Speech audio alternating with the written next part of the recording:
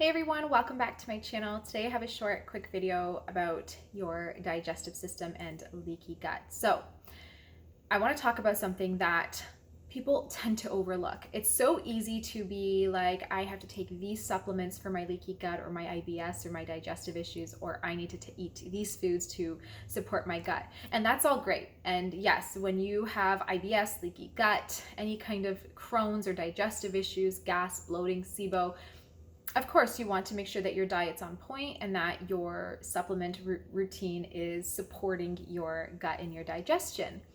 There's just something that's really important that I find is overlooked all the time. And it's something that most people don't realize, but we are almost all exposed to, and that is stress. Now, don't click off yet. This is really important. Stress is everywhere. We are exposed to it when we are rushing our kids to school, when we are trying to meet deadlines at work, or trying to, study for an exam at school or finish up assignments, when we're cleaning our house, when we have little kids yelling at us, when we have stress from, clients who might be upset, or from customers who want to return one of our products, or anything else that we are exposed to day to day. We are stressed when we are driving in traffic and the person in front of us is really slow. Guilty. I always have serious road rage and I get really frustrated when somebody in front of me is driving slow. So that triggers stress. If you're in the grocery store and the cashier is a little slow, you might get flustered. We are exposed to so much stress that we don't realize.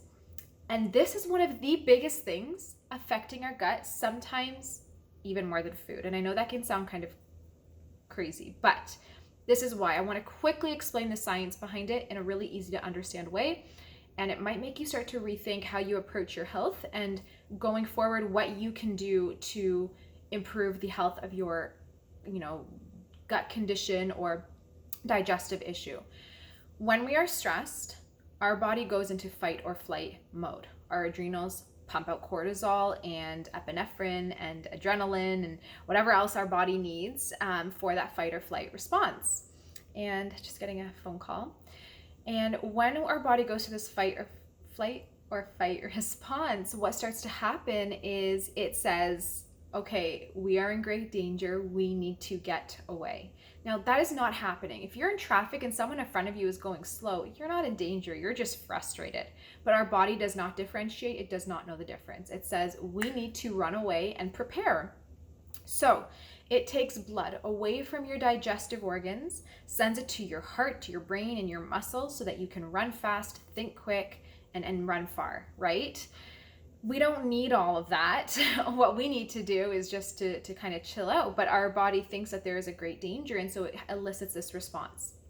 Now, if you're chronically stressed, if you're stressed, when you wake up in the morning because you have a huge to-do list, and then when you go to bed, until you go to bed, you're stressed out all the time. And even if you might feel like I'm not too stressed, there are still stressors in our world, like reading the news or getting some sad, news from somebody and things like that, that can still elicit that same kind of response. So again, you're stressed out, your body's taking blood away from your colon, from your digestive organs, your gallbladder, your pancreas, the liver. And this is a big problem because we need blood in good volumes in our digestive system to help release enzymes. Blood will carry hydrogen and chloride molecules to the stomach to make hydrochloric acid. We need blood to transport everything, our bile and everything else, and our nutrients.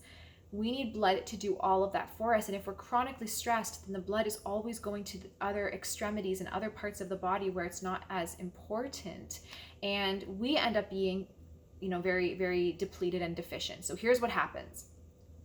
Our gut lining kind of gets broken down and rebuilds approximately every 6 to 7 days, depending on the person. We need a lot of glutamine. We need a lot of essential fats and butyric acid and things like that for this to occur. If the blood is constantly being shunted away from these organs, then you are not getting sufficient amounts of these nutrients. So the gut lining might rebuild slower and you might develop something like a leaky gut. You need blood and all of that to bring immune cells to the gut. So if you have a lot of pathogens there, but you're chronically stressed, you don't have enough immune action happening in the gut to kill those pathogens. And so you end up with yeast overgrowth, fungal overgrowth, mold overgrowth, whatever's in the gut, parasites, bacteria, even certain viruses. Same thing with our stomach. If you're stressed out all the time, anytime you eat a meal, you're most likely going to have an underactive stomach. You're not going to have enough hydrochloric acid. This causes gas and bloating, constipation, nutrient malabsorption, which leads to nutrient deficiencies, sluggish bowels, and so much more. This develops into food sensitivities, and the list goes on. You also can develop, different enzyme deficiencies, like not enough pancreatic enzymes or bile, so you might have a harder time breaking down fats and carbs, and you might experience nausea after eating, gas and bloating shortly after eating. You might experience undigested food in your stool, or fat, or a lot of mucus in your stool, and again, the list goes on. Now, a lot of this comes from diet and things like that. If you're eating inflammatory foods and whatnot, of course you're going to have these types of symptoms, but you still will have a worsening of symptoms and a progression of symptoms if you're not addressing stress chemistry. We are stressed, our body goes through a very major chemical process or reaction that shunts blood away from our digestive organs and things like that, and it causes, in the long run, a lot more inflammation and a lot more nutrient deficiencies and a lot more pain and discomfort. So we need to address our stress. We got to get to the root of it, and we got to fix it. Now, you can't stop stress in your life. You can't say, my kids are stressing me out, I'm getting rid of them. That doesn't work like that. What you can do is minimize your stress and the way you react to it. So if you're in traffic, and I do this all the time, if you're in traffic and somebody's driving slow, I normally would freak out and react really stressful. But now I say, deep breathing. And then I say, these people, maybe they're old and they're really cautious or scared to drive too quickly, or maybe they just got some bad news and are sad and are not paying attention to their speed. You've got to kind of, make a scenario that makes you a little more sensitive to that. If you're so stressed out with your to-do list, find things you can cut back on. So address the stress, try to minimize it. Obviously, we can't get rid of it. It's there. We live in this world where it's everywhere. We can minimize it though. But aside from that, you want to change the stress chemistry internally to make your body react a little differently when you're actually stressed. So what does that look like? It's supporting the adrenals and doing things to lower your cortisol. I like a supplement, and I don't want to push supplements, but it's just, something that works really well. A supplement called Cortisol Calm from Pure Encapsulations. It's a beautiful supplement that I love to get my clients on, because it helps lower cortisol levels, which lowers inflammation and calms the system. I also love doing adaptogens. You can do this in tea form, powder form, capsule form, put it in a smoothie, but things like ashwagandha, holy basil, rhodiola, medicinal mushrooms, they're so powerful to, again, alter that stress chemistry and support your adrenals that are overworked at this point and most likely very fatigued. So those are some things you can do, but also incorporating relaxing practices like deep breathing as soon as you're stressed. The moment you start having shallow breathing or you hold your breath, which if you really watch your body when you're stressed, that's most likely what you're doing, is holding your breath, your shoulders go up. If you're doing that, your body assumes that it's very stressed out and it starts that whole reaction. So breathing through the stress, even though you're stressed, but you're still keeping yourself calm, that tells your body you're not that stressed, you're fine, and most likely delays that reaction or prevents it altogether. So deep breathing is so important, but also doing meditations, getting massages, hot Epsom salt baths, things to bring your stress down is so important as well.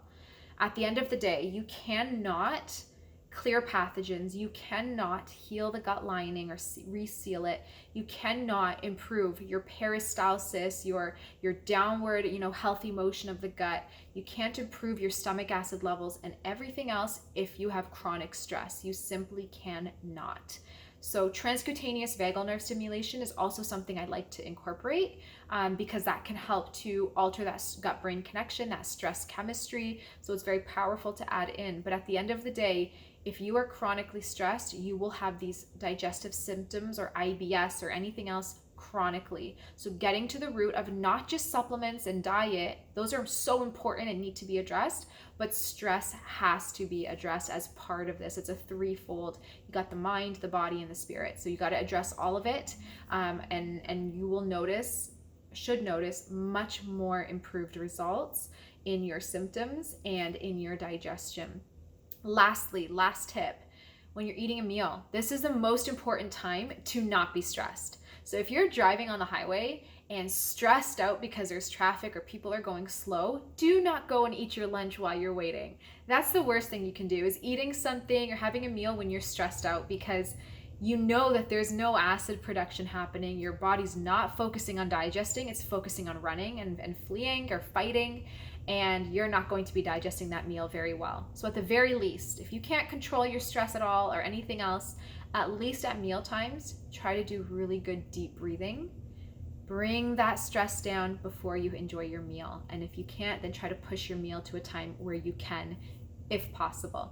I hope that this video helped. Thank you guys so much for taking the time to watch it. The relation between stress and our gut health is so important, and I just think it needs to be thought about a lot more, which is why I wanted to share. If you want more tips like this, follow me on Instagram at Marla's Healthy Life, and I will talk to you in my next video. Bye.